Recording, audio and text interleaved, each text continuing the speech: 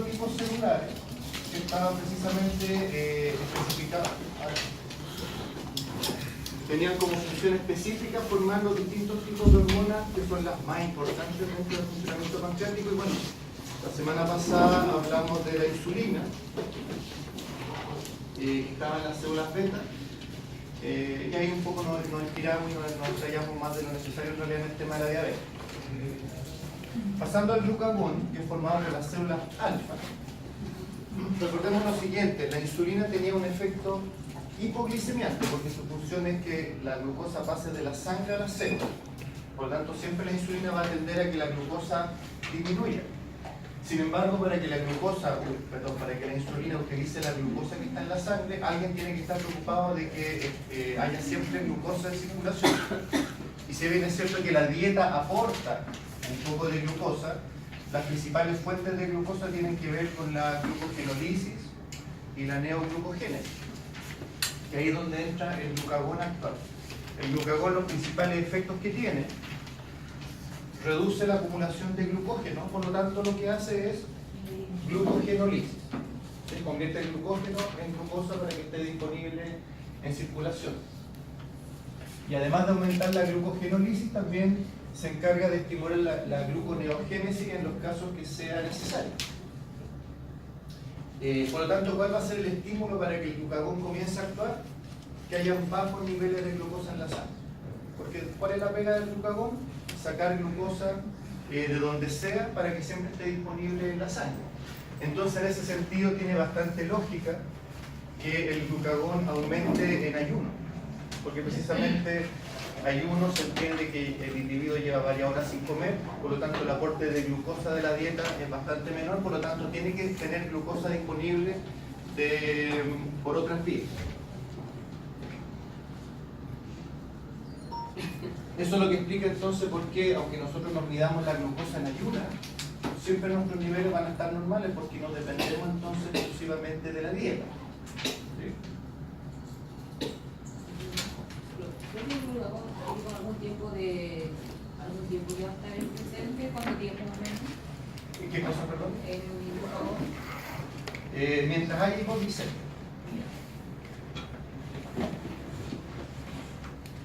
En el fondo, si hablábamos de, bueno, ¿cuál es el feedback negativo para que el glucagón deje de actuar?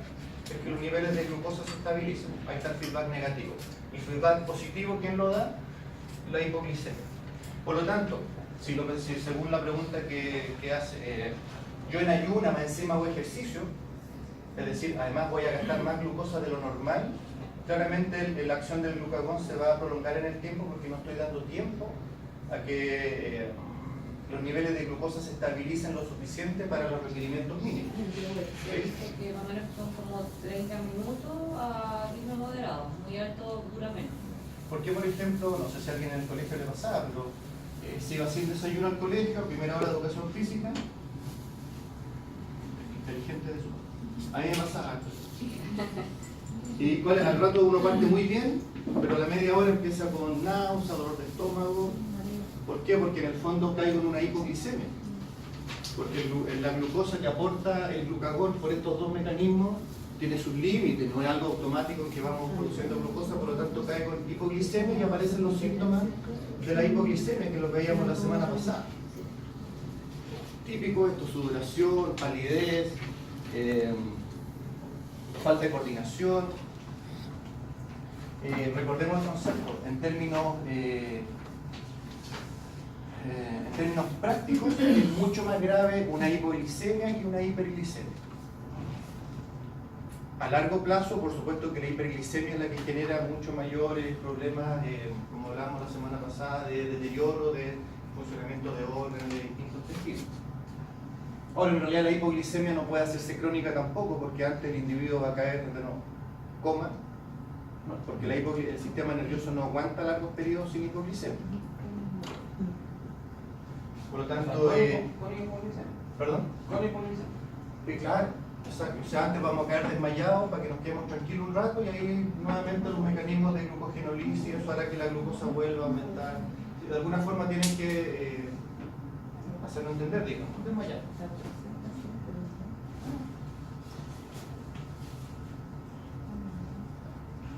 Tercera hormona, ya las menos conocidas, como hablábamos la semana pasada. Importante, la somatostatina se la van a encontrar en muchos sistemas, pero siempre su función es como de inhibición del funcionamiento de algo. Ya lo habíamos visto, por ejemplo, en el estómago, y de hecho por eso a la somatostatina se le llama hormona anticrecimiento, y la somatomedina es la hormona del crecimiento. Son dos hormonas que, aunque el nombre es muy parecido, son antagonistas. Por lo tanto, siempre la somatostatina va a tener un efecto inhibidor en el funcionamiento del tejido en el que se esté, o en el órgano en el que se esté formando. Por lo tanto, en el caso del páncreas, ¿qué es lo que hace la somatostatina? Inhibe la secreción de la insulina y el glucagón. Nuevamente tenemos como una función inhibitoria del funcionamiento pancreático.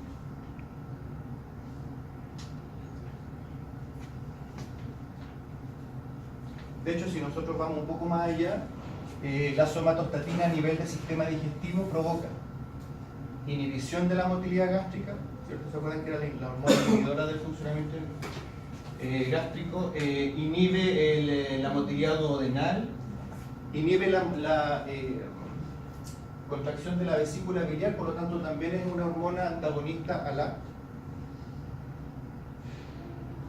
Si es que inhibe la contracción de la vesícula biliar, ¿a quién antagoniza, perdón?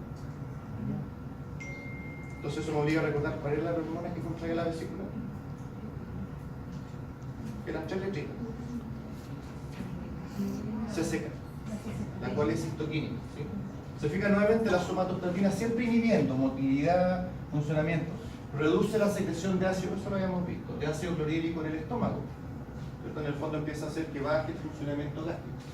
Y por lo tanto, si recordamos las funciones del estómago, teníamos un grupo celular que producía ácido clorhídrico, otro producía las hormonas.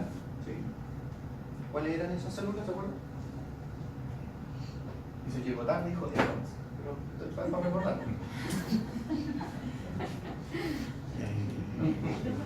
Recuerden que estaban las células parietales, principales, antrales, mucosas.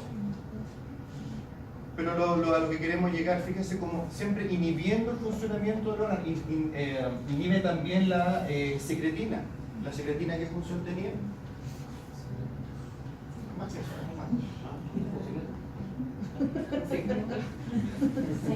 ¿La secretina para qué servía?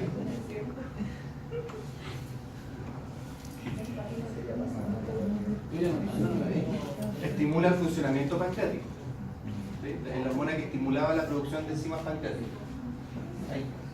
Siempre inhibiendo la somatostatina, entonces siempre que la vean en algún tejido u órgano, antes de leer incluso el detalle de lo que hace, ustedes ya tienen que pensar de que inhibe motilidad, secreciones y por lo tanto digestión.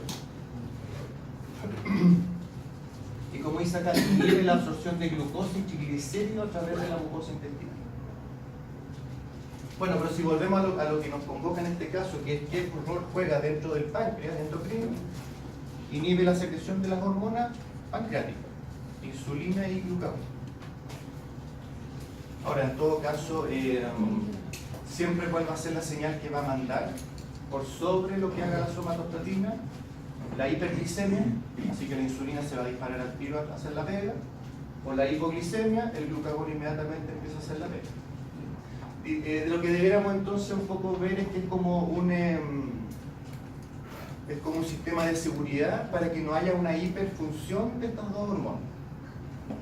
Más allá de que cada hormona tiene su feedback negativo en términos de los niveles de glicemia, porque cuando ya la glucosa baja, la insulina se queda tranquila, ya cuando la glucosa sube, el glucagón se queda tranquilo, pero tenemos otro sistema que si esos sistemas no fueran lo suficientemente efectivos para controlar los niveles de insulina y glucagón, la somatostatina está detrásito ahí siempre, como los testículos del perro, siempre atrásito ahí, preocupándose de que esté más consciente. ¿Cómo un plan B del organismo? Sí, es como, sí, exactamente. Primero actúa la insulina y el glucagón. Con sus propios sistemas de regulación, y además tenemos hay que pensar que no es menor en el sentido de que ¿por qué un individuo con resistencia a la insulina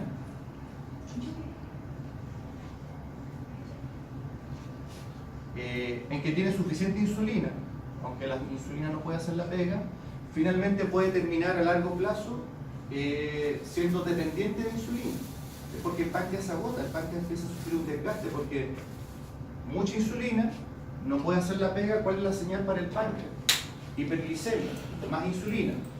El páncreas entonces empieza a llevar la pega de empezar a producir hasta que puede generar un desgaste tal de que paso a ser no dependiente de insulina a terminar siendo dependiente de insulina. ¿Sí? Por lo tanto, estos mecanismos de control no están de más.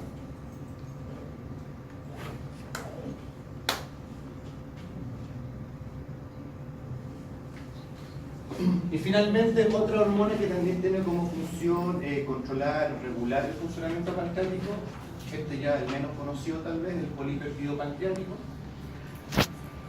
que también en este caso va un poco más allá de la somatostatina, porque no solamente regula la función endocrina, sino que también regula la función exocrina, la producción de enzimas digestivas.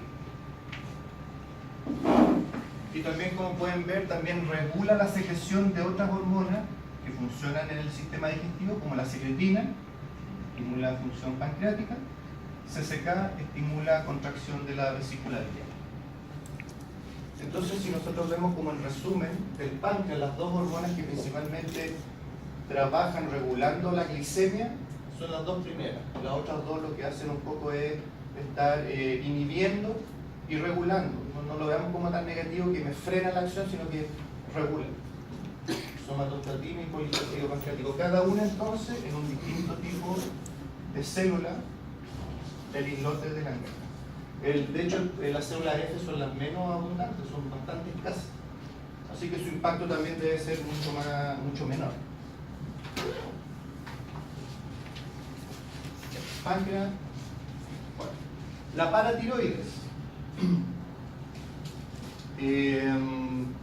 También es como menos famosa que la tiroides, pero sí tiene mucha relación, no solamente anatómica, porque las paratiroides son 4 glándulas que están inmersas en el tejido tiroideo, lo cual no es un dato menor porque, como hablábamos la semana pasada, si por un mal funcionamiento tiroideo me veo la obligación de extraer la glándula tiroides, sale con paratiroides y todo también. Ojo con eso. ¿Dónde se ubican entonces? Profe, En la laringe, sí. desde el punto de vista clínico, ¿es factible extraer tiroides y no paratiroides? Eso debe tener otro precio. Sí, de acuerdo, pero No, en realidad, estamos dando otro puerto. sí, pero fíjate que no creo que sea factible. Porque en general, incluso cuando tú detectas alguna masa en la tiroides, en el caso de la tiroides tú no extraes la masa solamente, porque el tejido tiroideo es bastante reducido y como siempre que tú extraes una masa tienes que extraer tejido sano para asegurarte que no haya sale la tiroides completa. Sí. Así que ahora, puede que desconozca y exista alguna técnica quirúrgica que lo permita, pero me da la impresión que es bien poco factible. Tengo la impresión.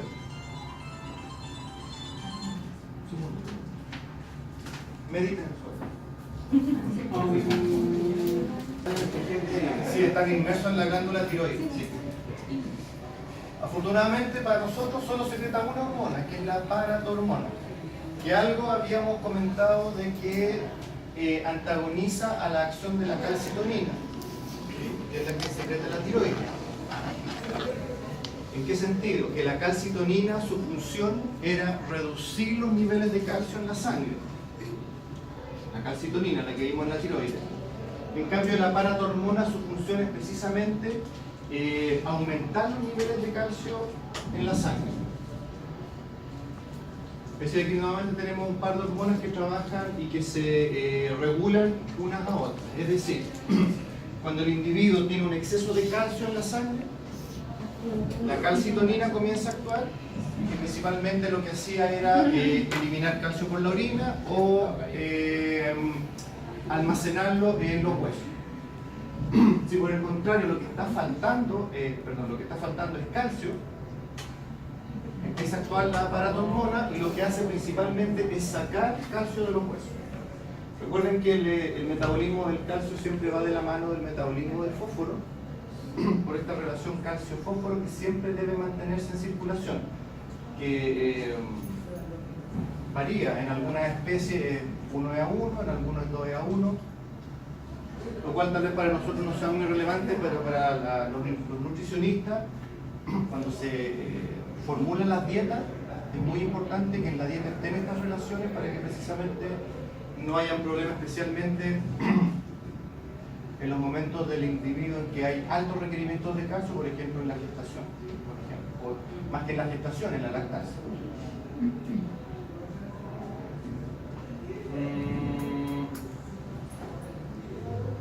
Y otro punto importante, estimula la producción de vitamina D,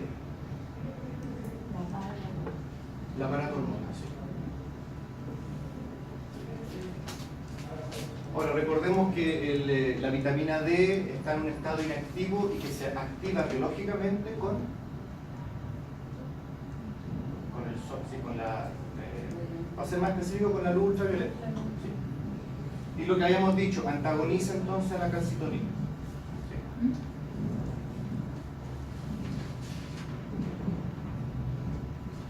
Si hay un gato ahí está saliendo.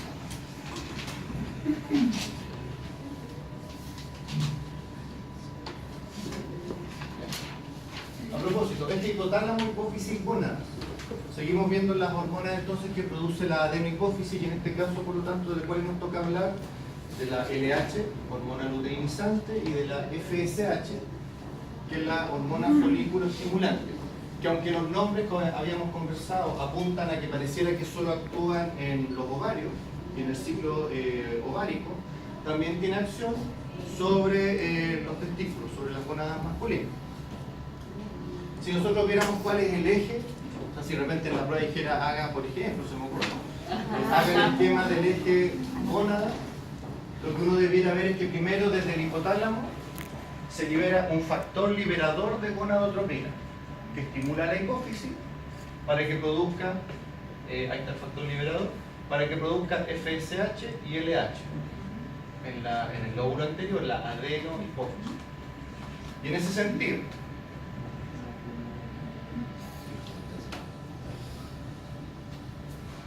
¿cuáles son los efectos? En el caso de la FSH siempre va a estimular la producción de células germinales, es decir, en el ovario estimula el desarrollo folicular, en el testículo va a estimular la producción de espermatozoides. Ahí tenemos el punto como para no equivocarse. En cambio la LH tiene más una función de estimular la producción de hormonas, porque si recordamos el ciclo folicular, perfecto, tenemos una FSH que hace que el folículo primario que fue seleccionado para que en este ciclo sea el que madure, va a pasar hasta llegar a un folículo terciario, un folículo de Graf listo para la ovulación, y gracias a la acción de la LH se provoca la ovulación, pero además la LH permite de que la cáscara del folículo se convierta en el cuerpo lúteo.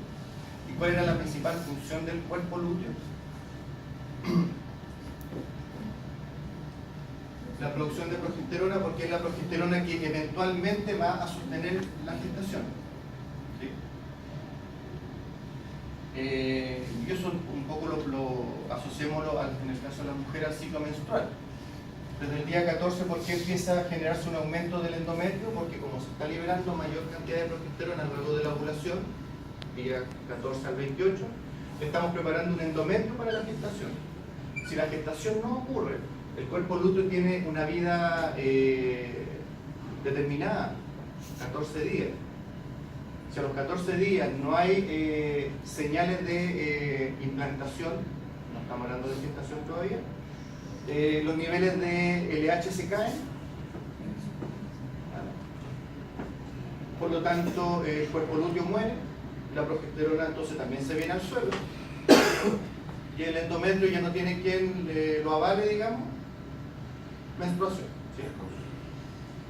¿Cuál era la señal por la cual el cuerpo lúteo diría en realidad tengo que seguir trabajando? Que era la hormona que no sé si lo acabamos acá, la hormona que precisamente se mide en los test de embarazo.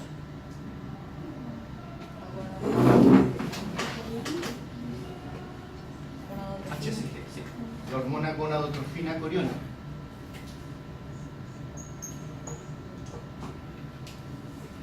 que es una hormona que solo se va a producir si hay implantación del óvulo en el endometrio. Si los niveles de HCG aumentan, la LH no se viene abajo y por lo tanto el cuerpo lúteo sigue funcionando, produciendo progesterona, y es la forma en que se van a mantener los primeros meses del embarazo. Y qué bueno, ya, yo no sé, pero y recuerden que como al cuarto mes, cuando ya se desarrolla la placenta, adelante, es la placenta la que sigue produciendo progesterona y manteniendo la gestación, y ahí en ese momento el cuerpo lúteo ya se va a debatir.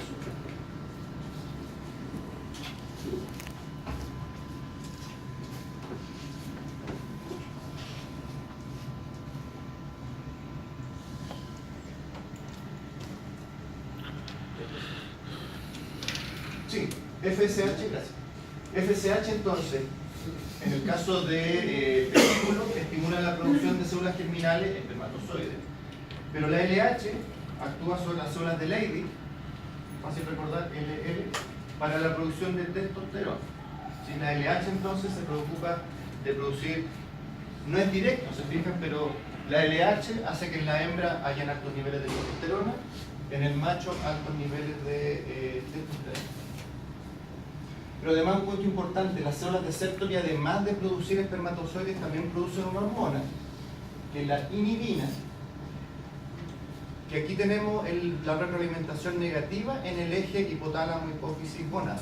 Porque la inhibina, como su nombre en el fondo lo indica, su función es generar un feedback negativo hacia la hipófisis y hacia el hipotálamo, y por lo tanto se frena tanto el factor liberador de gonadotrofina como la FSH y la LH.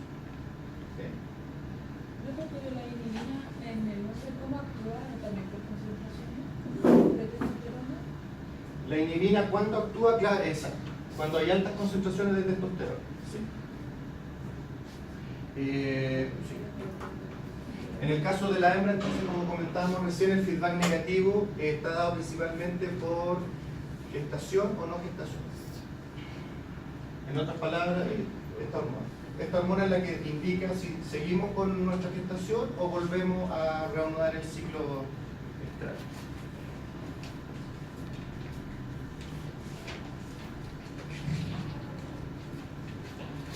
Es un poco lo que habíamos comentado. En este caso en la hembra, como la FSH se preocupa principalmente del crecimiento folicular, y cuando llega el momento de la ovulación es cuando actúa la LH. La LH estimula la ovulación. Si no hay un pic de LH, y hablamos de pic de LH porque en realidad la LH cuando llega, primero, ¿cómo la LH sabe que tiene que producir la ovulación?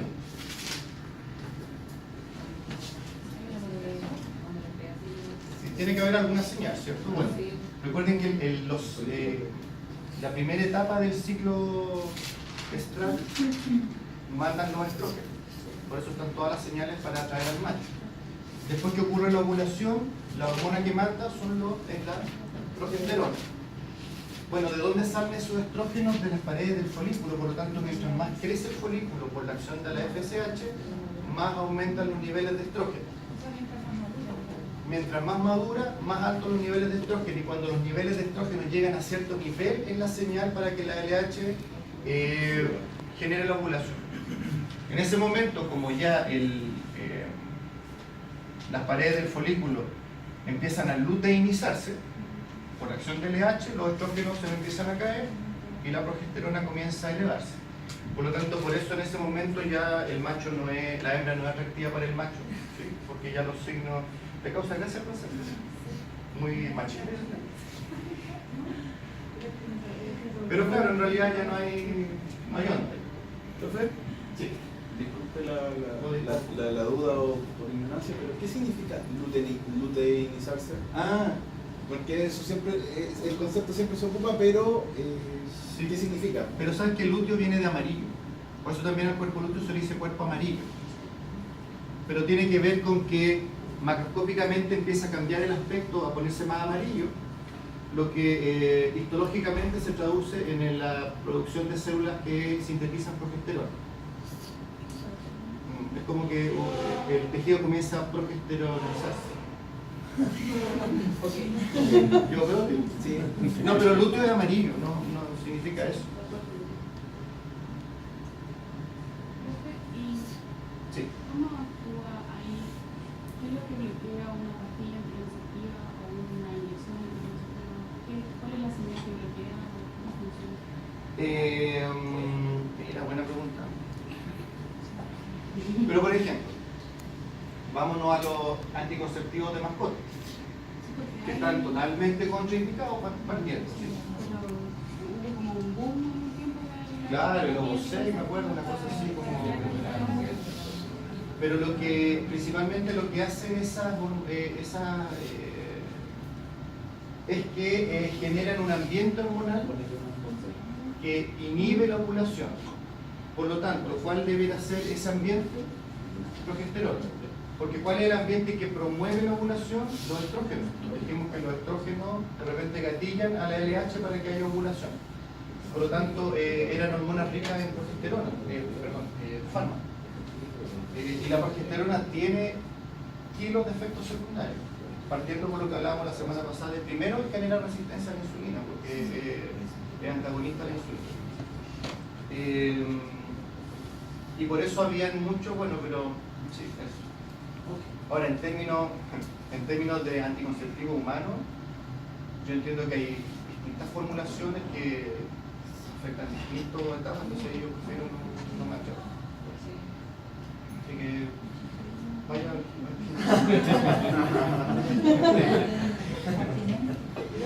Estoy hablando como en serio, mi señora nunca usó anticonceptivo. Tengo una hija más.